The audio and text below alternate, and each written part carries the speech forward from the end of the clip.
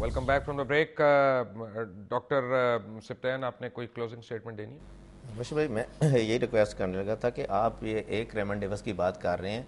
आप यहाँ पे ढूंढने लगे थे, आपको कई रेमन डेवस मिलेंगे, लेकिन अलमिया अनफॉर्चुनेटली ये है कि असल रेमन डेवस की तरह ये सारे रेमन डेवस भी निकल जाते हैं, इनका कुछ नहीं बनता है। दूसरी बात, राणा साहब ने कम्पिटेंसी की बात की, तो इस चीज़ का आप उनकी कम्पिटेंसी का अंदाज़ा लगा लें कि अगर इतने ही कम्पिटेंट होते तो ये मामला 37 दिन तक लटका रहता। उन्होंने बल्कि इस मामले को सुलझाने की बजाय मेरे ख्याल से और इस मामले को उलझाया। और एक और रेमन डेवस की तरह की टर्म मैं आपको बताता हूँ, एक उन्होंने पीसीओ डॉक्टर्स इंट्रोड्यूस करा दिए कि बजाय इसके इस मामले को जो है वो हल करते, उन्होंने इमीडिएट, जिस पे ना कोई मेरिट पे ना कोई इनका वेरिफिकेशन चीज़ें। ठीक है। तो इसलिए मेरा गुजारिश यह है कि आपकी अप्रिशिएट करता हूँ कि ऐसे रेमन डेवस को आप ढूंढा करें। डॉक्टर रिफ्का आवान। जी, मैंने बस अपनी कम्युनिटी का बहुत बहुत शुक्रिया अदा करना है for being that United. Thank you. Rana Sanaullah साहब। देखिए, मामला ये है कि जहाँ तक हमारे इन यंग डॉक्टर्स की बात है, तो मैं समझता हूँ कि इनका मामला जो है वो अब जिस लेवल पे आके हैंडल हो रहा है, तो अब इनको इस किस्म का कि किस लेवल से जो है वो कोई इसको जो है वो इफ़ेक्ट करेगा, मैं समझता हूँ कि ये बात इनको बिल्कुल जहन में लानी नहीं चाहिए। वैसे राना साहब, एक बात तो है बिटवीन यू एंड मी, ये तो मानना पड़ेगा, इनकी एक भी डिमांड ऐसी नहीं है कि जो गलत हो। बल्कि मैं ये समझता हूँ, मैं बिल्कुल आपस की बात है, मैं इन अ सेंस कि मैं अब क्या कहूँ, क्योंकि हम तो उसमें शरीक थे, उस क्रॉस टॉक में। इन्होंने बहुत कम डिमांड की है। यानी अगर आप इंडिया को, बांग्लादेश को, श्रीलंका को, उन मुल्कों को कंपेयर करते हैं और इनके ड्यूटी आवर्स वगैरह कंपेयर करते हैं, तो मेरा ख्याल है इन बेचारों ने सोचा ही नहीं इनको डिमांड क्या करना चाहिए था। लेकिन चले, देखिए, बहरहाल ठीक है, ये मामला सारा जो है वो बैठ के जो है वो डिस्कस होगा, लेकिन जहाँ तक इन्होंने बात की है इस हवाले से, तो देखें, बात यह है कि अगर मियां शहबाज शरीफ साहब की कैबिनेट में और एग्जीक्यूटिव सेक्रेटरी लेवल पे अगर करप्शन हो रही है, तो फिर मेरा नहीं ख्याल कि फिर जो है हमें ये हक पहुंचता है कि हम फिर गवर्नमेंट करें और फिर ये बात करें। ये तो अगर ये बात साबित हुई, ये आपने दो चीज़ें मेरे सामने लाए हैं, मैं बिल्कुल तहकीक के बगैर, इनके ऊपर तो मुझे नहीं, लगता है सुन करीब मैं पीएचडी कर लूंगा। नहीं, मुझे तो लगता है वो आप पीएचडी का थीसिस बेशक लिखें, लेकिन इनमें से एक बात भी अगर साबित हुई तो देयर इज नो प्लेस। सबसे बड़ी बात राना सनाउल्लाह साहब, मुल्तान कार्डियोलॉजी सेंटर के अगर एमएस को इस बात पे रिजाइन करना पड़ता है कि उसको फोन करके कोई बदतमीजी कर रहा है या गालियां दे रहा है, उस आदमी को वैसे ही जेल के अंदर होना चाहिए। मैं समझता हूँ कि एक सेक्रेटरी लेवल के आदमी को किसी भी प्रोफेसर को बदतमीजी या गालियां देने का तो सवाल ही और ये पैदा तो नहीं हमारे बच्चे हैं, वाईडीए तो हमारे बिल्कुल बेटे बेटियों की तरह है।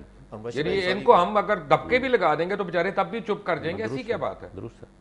But लेकिन ये है कि ये चीज़ें जो सारी हैं, ये बाज़ औक़ात जो है वो यानी एक तरफ का मौक़िफ़ होने की वजह से जब सारी चीज़ें थ्रेश आउट नहीं होती, तो मैं समझता हूँ कि इन चीज़ों का भी आज भी इन्होंने जिक्र किया है। एक इनकी तरफ से एक डॉक्टर साहब ने इस हवाले से भी बात की है, तो उसको भी बाकायदा सीएम साहब ने नोट किया और इंशाअल्लाह ताला इन चीज़ों का केयर करेंगे। राना सनाउल्लाह आपका, बल्कि अब तो आपको डॉक्टर सनाउल्लाह कहना चाहिए, जितनी आप इसमें इन्वॉल्व होके आप इसमें आई हैं। वैसे भी इतनी जाली डिग्रियां पार्लियामेंट में, एक और सही ऐसी कड़ी कर रही है अपना, ठीक है ना।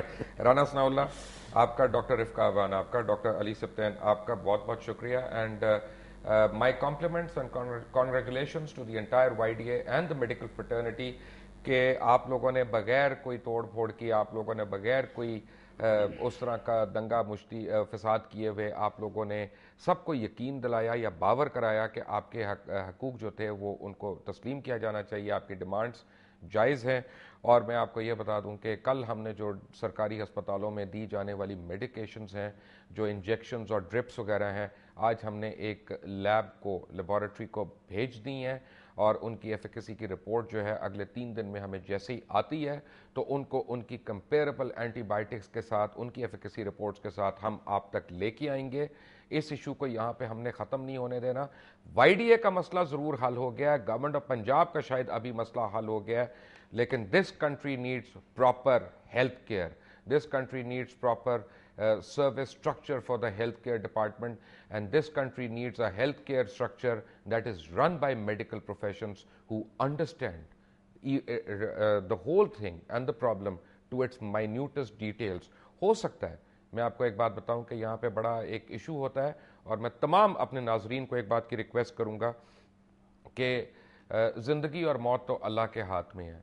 लेकिन जब हम लोग अपने वो देना शुरू हो जाते हैं खुद नुस्खे, और फिर हम को मरीज़ अगर कोई चल बसे तो हम कह देते हैं टीका गलत लगाया या ये दवाई गलत की, तो हम उसके मुजाज नहीं हैं। वो एक सुपीरियर अथॉरिटी जो होती है वो ही ये एसरटेन कर सकती है या डिटर्मिन कर सकती है कि क्या आया प्रोफेशनली ये मेल प्रैक्टिस हुई है या नहीं हुई है। उसके बहुत बड़े एसओपीज होते हैं, और उसके बगैर इल्ज़ाम तराशियाँ मत करें। और ना सिर्फ डॉक्टर्स, ना सिर्फ इंजीनियर्स, ना सिर्फ आर्किटेक्ट्स, ना सिर्फ बिजनेसमैन, ना सिर्फ मैं कहूँगा HSC से फारिग व तहसील होने वाले, PhD करने वाले, मास्टर्स करने वाले, जितना पढ़ा लिखा तबका है उसकी रिस्पेक्ट करना शुरू करें। क्योंकि जिस कौम में, जिस माशरे में तालीम याफ्ता लोगों की इज़्ज़त नहीं होती, उस माशरे की कहीं पे इज़्ज़त नहीं होती। अंटिल द नेक्स्ट टाइम, अल्लाह हाफिज़।